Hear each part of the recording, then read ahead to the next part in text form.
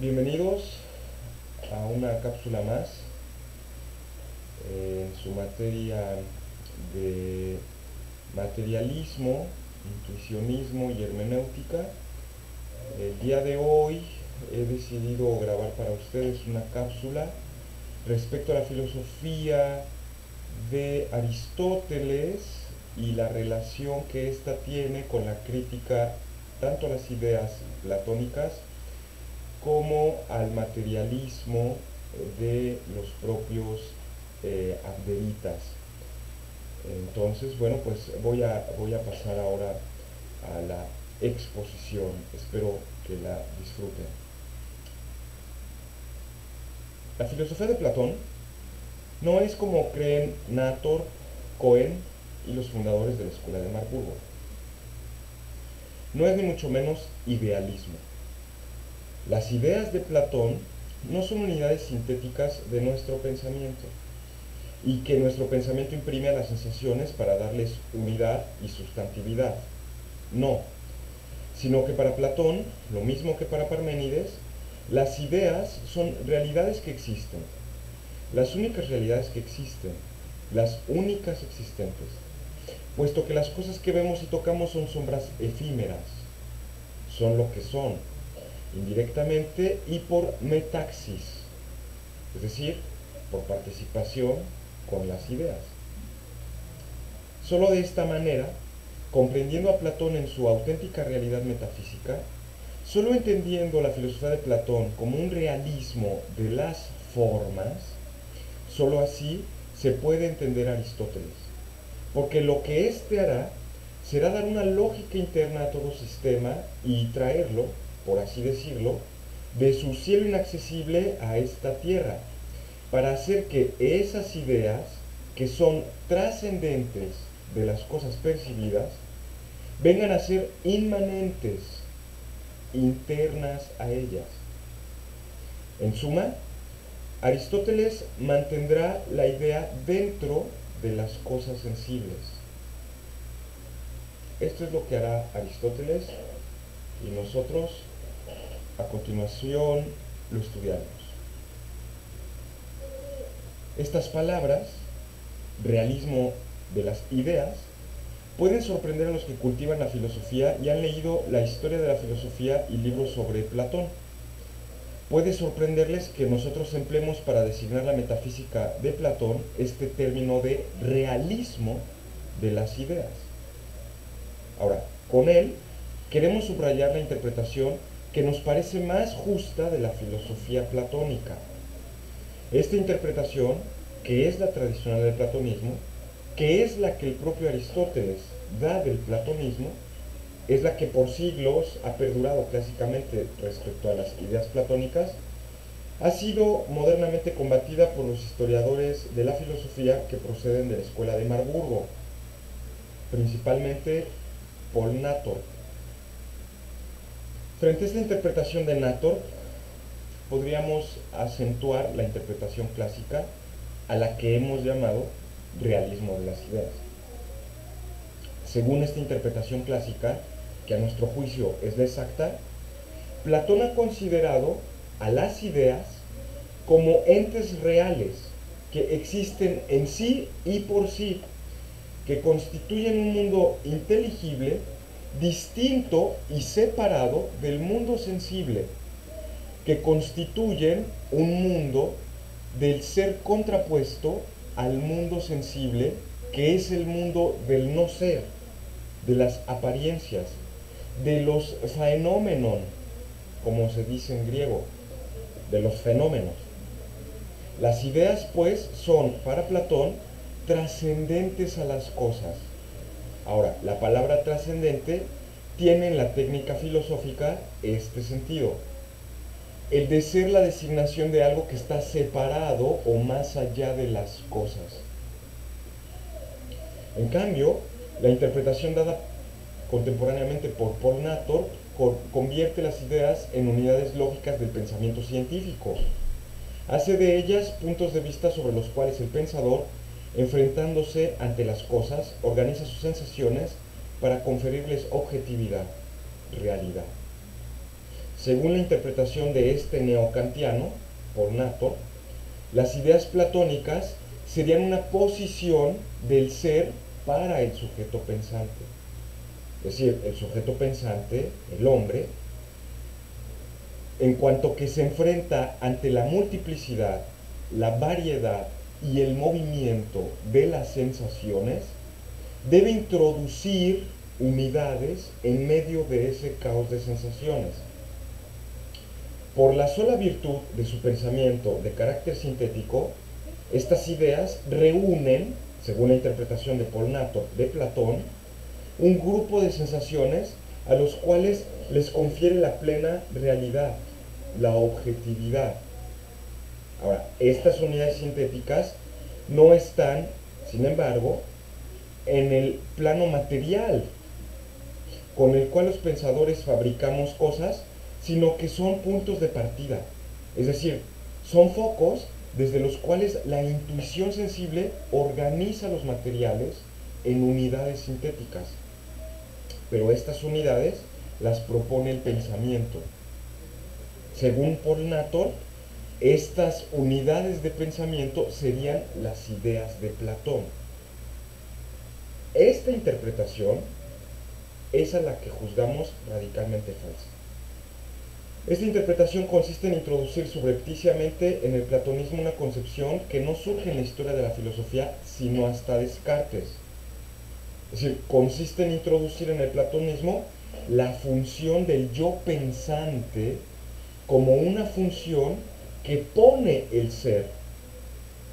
En cambio, nosotros sabemos que desde Parménides, la preocupación de los metafísicos griegos no consistió en buscar una posición del ser por el sujeto, sino en buscar el ser mismo, que no lo podían encontrar, claro, sin auxilio del pensamiento, pero que el pensamiento no es para ellos, sino solo la representación de ese ser que existe independientemente de él, que existe esa realidad en sí y para sí.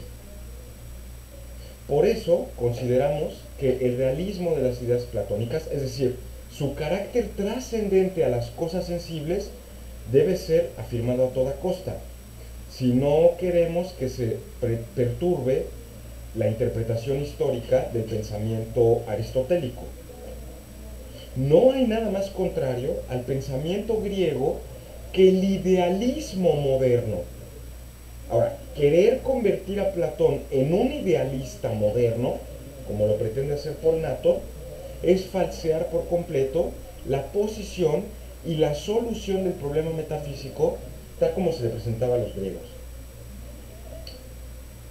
Pero este trascendentalismo de las ideas platónicas ofrece, evidentemente, el flanco a muchas críticas. La labor que lleva a cabo Platón, a partir de los resultados logrados por Parménides, fue una labor grandiosa. Platón ha construido con los elementos que tomó de Parménides y con los elementos que toma de Sócrates una gran filosofía, cuya influencia en el pensamiento humano nadie podría disminuir en lo más mínimo. Pero no obsta que nosotros tengamos que poner reparos graves a la manera en la que Platón entendió la filosofía de Parménides. En primer lugar, nos encontramos con que Platón, pese a sus esfuerzos por desembarazarse de la confusión parmenidea, de la confusión,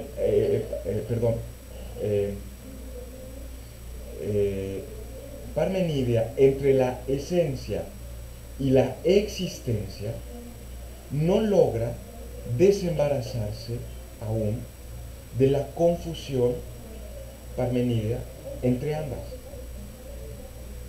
Una vez que Platón, ayudado por el concepto que descubre con Sócrates, aunado a Logos, logra definir estas unidades de sentido, estas unidades de esencia, inmediatamente les confiere una existencia.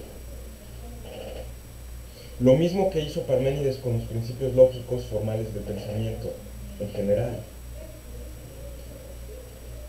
Sigue pues aquí en Platón la confusión parmenidea entre esencia y existencia. Bueno, ahora, lo único que ha hecho Platón es multiplicar estos seres que en el caso de Parménides eran un solo ser.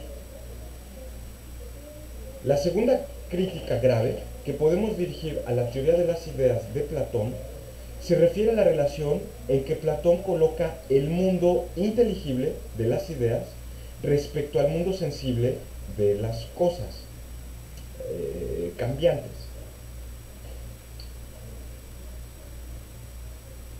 Decíamos anteriormente que los objetos sensibles participan del ser de las ideas. Ahora, las ideas y las cosas entonces deben tener algo en común. Para que pueda participar un fenómeno de la idea, podemos predicar ambos un elemento común.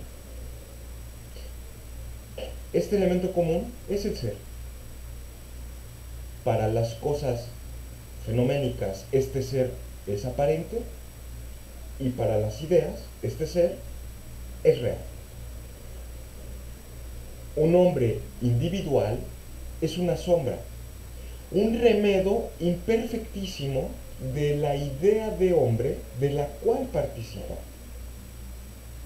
Esa participación entre cada hombre individual y la idea pura del hombre es la que le confiere a los seres humanos individuales un leve rastro de ser. Pues bien, esta participación en el sistema platónico es absolutamente incomprensible. No se puede comprender cómo ese mundo inteligible, compuesto de esencias existentes, puede tener el más mínimo contacto y relación con el mundo sensible, compuesto de sensaciones cambiantes, caóticas, variables, expuestas al movimiento, y cómo se pueden comunicar. No se comprende pues qué comunicación, qué relación puede haber entre estos dos mundos. Ahora, la palabra metaxis o participación, que es la palabra, el término que Platón emplea de manera continua, no aclara en lo más mínimo este problema. De hecho, lo deja absolutamente intacto.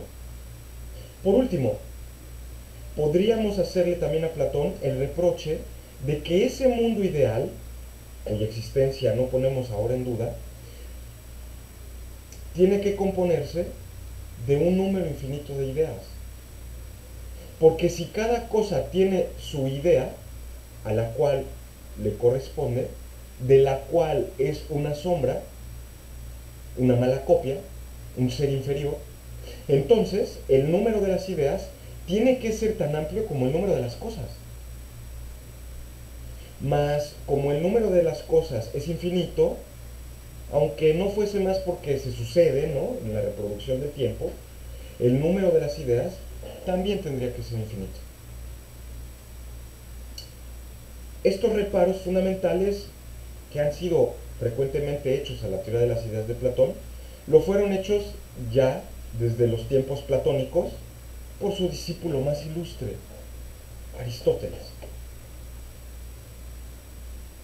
Aristóteles de Estagira, hijo del famoso médico del rey Filipo Nicómaco, preceptor él mismo del joven Alejandro el Magno, fue ya el que vio con claridad las flaquezas de que adolecía el pensamiento platónico. En varios de sus escritos, particularmente en la Ética, Aristóteles polemiza mucho con Platón. Para Platón, tiene Aristóteles los máximos respetos. Todo momento lo llama su maestro, su amigo, pero eso no le impide polemizar contra él. Con frecuencia, contra Platón y contra sus ideas.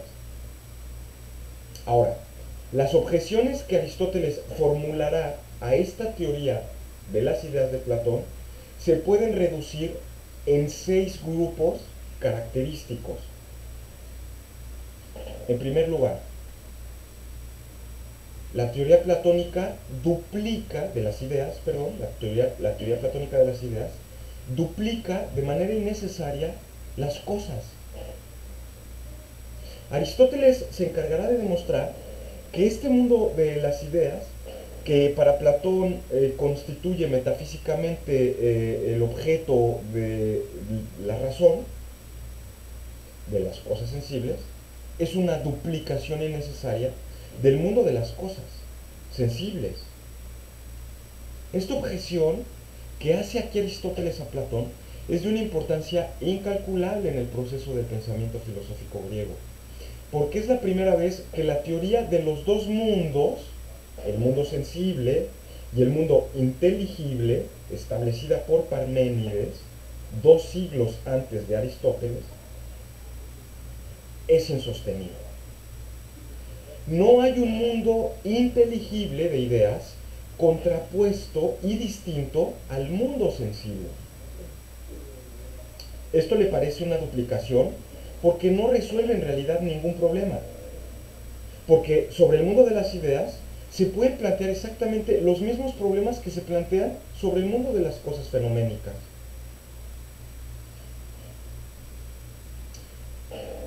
El segundo grupo de objeciones que Aristóteles hace a Platón es que el número de las ideas tiene que ser infinito, como comentábamos hace un momento. Porque, dice Aristóteles, si dos particulares semejantes son semejantes porque ambas participan de una tercera cosa, es decir, participan de una misma idea, la metaxis platónica, entonces, para advertir la semejanza entre una cosa y su idea, haría falta necesariamente una tercera cosa que nos permite identificar esa identidad. Para saber esa identidad entre una cosa, su idea y ese tercer elemento, necesitaríamos un cuarto elemento y así al infinito. De modo que la interpretación de una idea para explicar la semejanza que existe entre dos cosas supone ya o implica, de cierta manera, la existencia de un número infinito de ideas. El tercer argumento grave que Platón formula contra Platón es el siguiente: que si hay ideas de cada cosa, también tendría que haber ideas de las relaciones que existen entre las cosas, puesto que las relaciones que hay entre esas cosas las percibimos de manera intuitiva. Ahora, a este argumento le añade otro, que si hay ideas de entes positivos, de las cosas que son, también tendría que haber ideas de seres negativos, de las cosas que no son, es decir, de las cosas que dejan de ser. Por ejemplo, si hay una idea de belleza, tendrá que haber una idea de fealdad.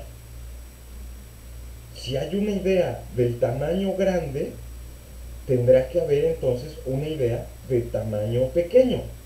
Y en general una idea por cada tamaño que exista. Pero los tamaños son infinitos. Y bueno, otra vez, esto multiplica de manera innecesaria el número de las ideas. La quinta objeción que Aristóteles formula es que la doctrina de las ideas no explica la producción, es decir, la génesis de las cosas. Y este es un punto muy importante. Las ideas en Platón son conceptos racionales, definiciones hipostasiadas. Pero estas definiciones hipostáticas, a lo más que pudieran llegar, si fuese más o menos inteligible la teoría de la participación, es a dar razones de las cosas sensibles. Pero en ningún momento nos explican por qué las cosas advienen o llegan a ser lo que son. Esta es una introducción de Aristóteles de una exigencia que debemos explicar en términos causales respecto al ser.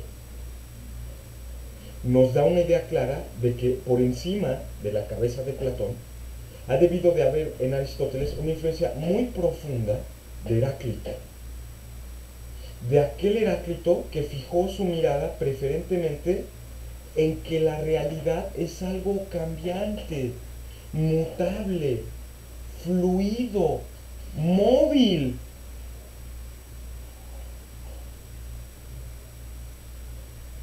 Ahora, la última, y quizás la más importante objeción que Aristóteles opone a Platón, tiene que ver con que las ideas son trascendentes, están separadas de los objetos sensibles. Esta trascendencia de las ideas le parece a Aristóteles algo insostenible. No se ve la necesidad de escindir y de dividir entre las ideas y los fenómenos.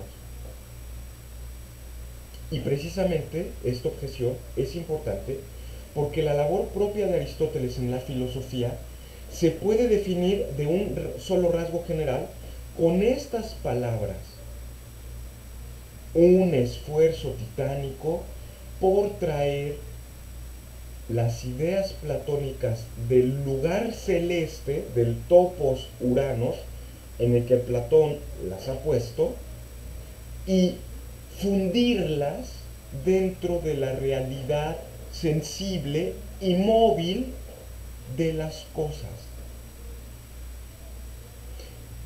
Este esfuerzo por deshacer la dualidad del mundo sensible y el mundo inteligible, por introducir en el mundo del cambio, del movimiento, la inteligibilidad, por fundir la idea intuida con el intelecto, con las cosas percibidas por los sentidos, en una sola unidad existencial y consistencial. Ese esfuerzo, lo repito, caracteriza supremamente la filosofía de Aristóteles, la metafísica de Aristóteles. Veamos ese esfuerzo con detalle.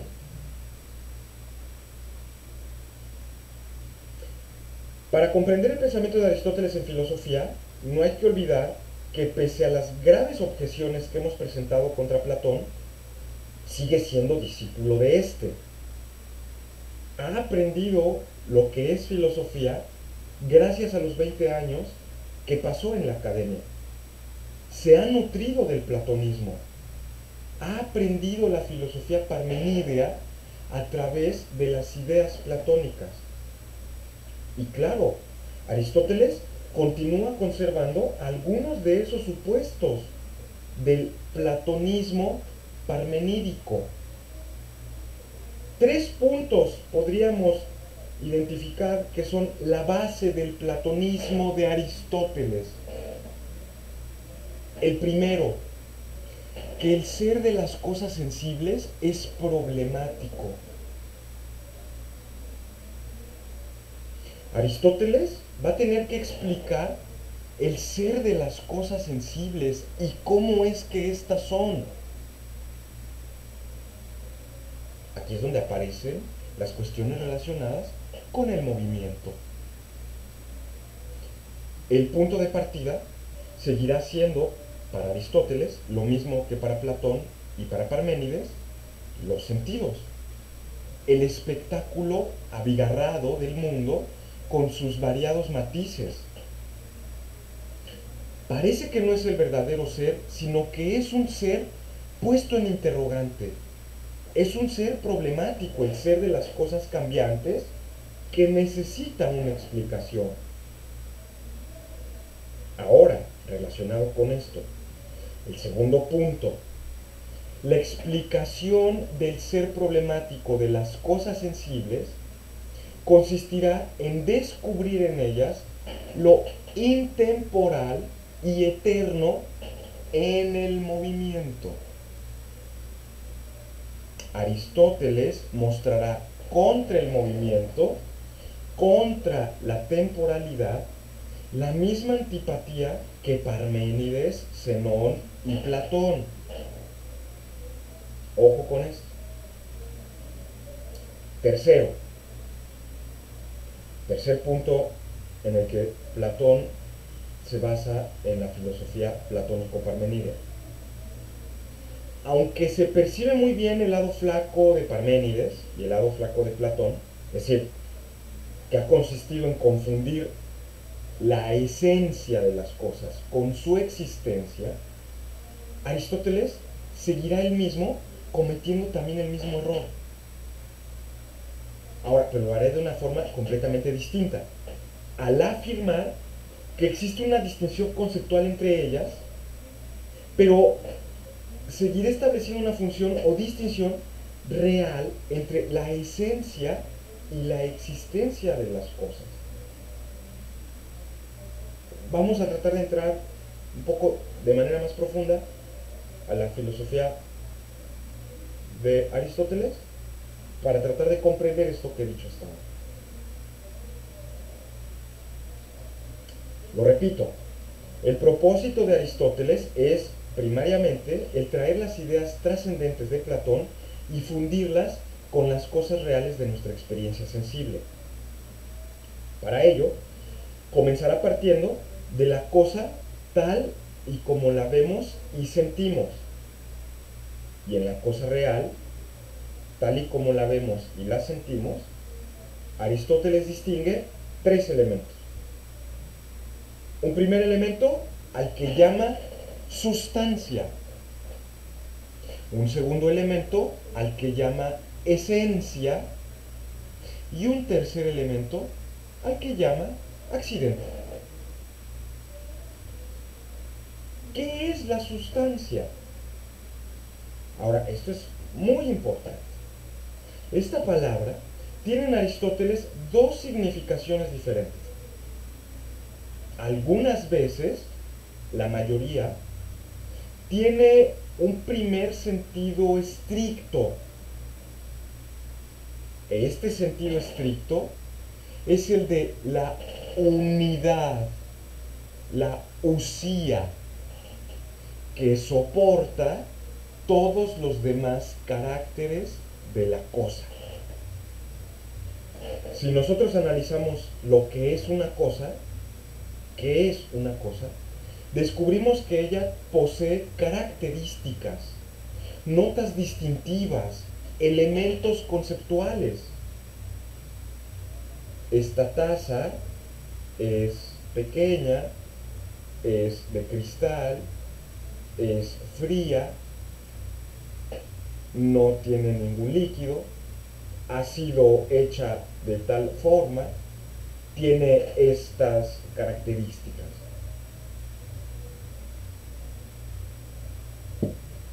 Pero el quid del cual se dice esto, que es lo otro, de lo que ha sido hecho de esta manera o de otra manera, el quid, como dice Santo Tomás, o la cuididad de las cosas, de la cual se predica todo lo que se puede predicar, es a lo cual Aristóteles llama sustancia. En griego, hipokaimenon, lo que yace debajo. Los latinos traducen esta palabra como substare, estar debajo. Lo llamamos substancia. Entonces, la sustancia es, en suma, el correlato objetivo del sujeto lógico de la proposición. Es decir, el sujeto de un juicio.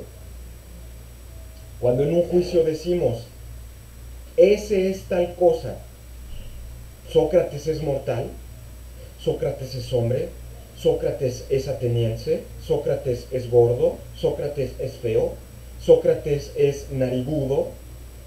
Siempre decimos de alguien todas esas cosas, que es narizón, que es feo, que es gordo, que es ateniense, que es hombre.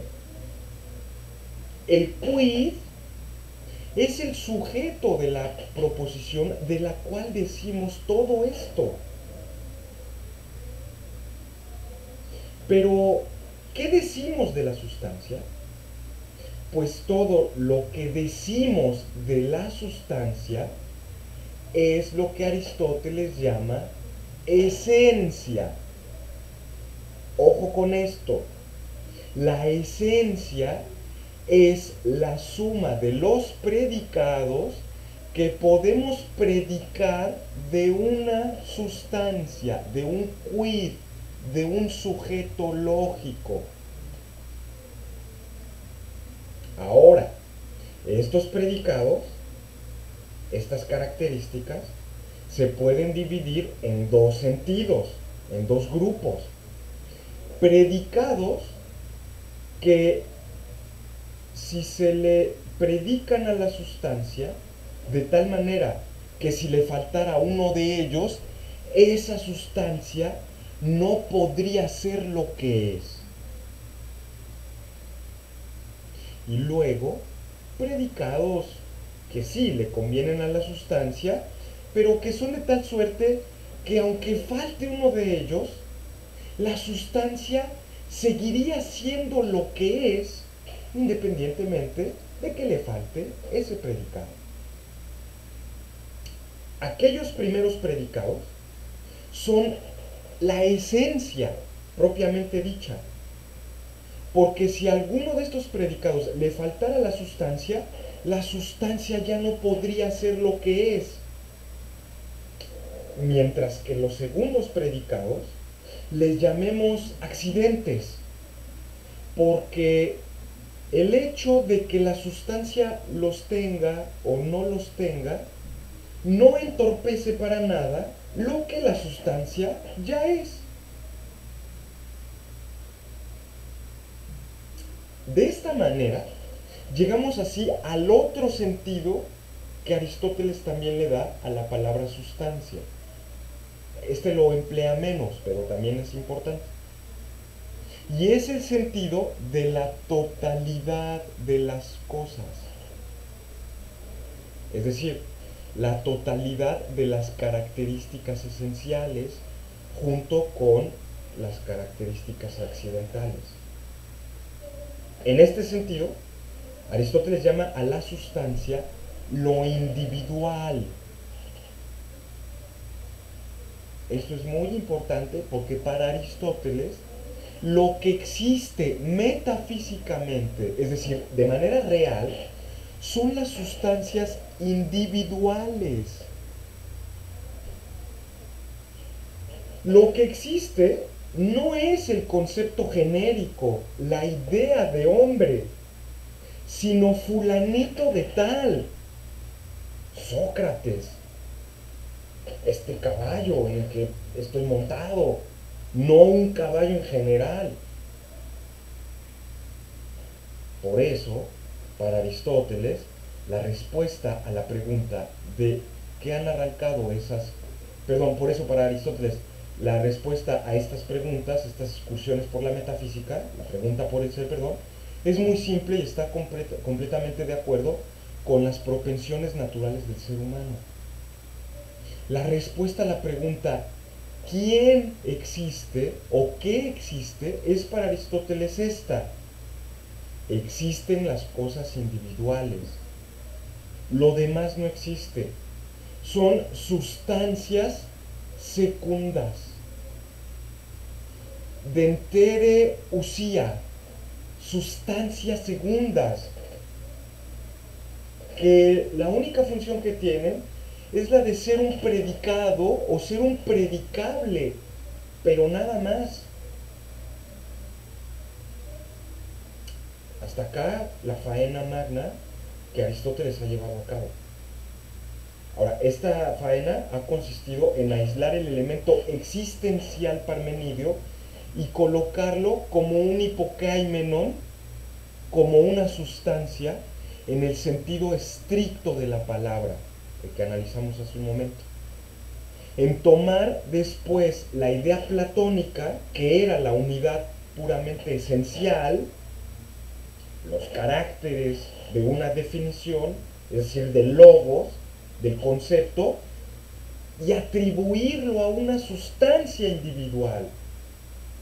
añadiendo caracteres particulares que la existencia nos muestra en las sustancias concretas. Ahora, ha logrado Aristóteles magníficamente lo que se proponía: traer las ideas a la Tierra, destruir la dualidad del mundo sensible e inteligible, es decir, fundir en dos mundos el concepto de sustancia, de cosa real, con objeto percibido, con mundo sensible. Ahora, en este mundo sensible, cada cosa particular tiene una existencia, es una sustancia. ¿Pero qué quiere decir esto? ¿Qué es lo que es esto? ¿En qué consiste esa sustancia que es?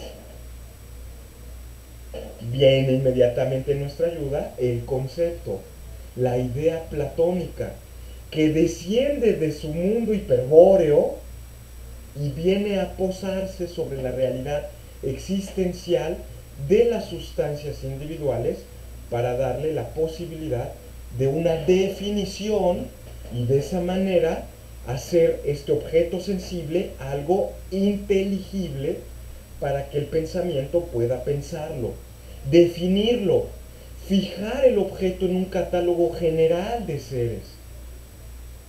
Y luego los elementos inesenciales, es decir, los accidentes, que no quitan ni dan nada a la definición existencial, se añaden para caracterizar a la sustancia como algo concreto que se da en un momento determinado y en un lugar específico.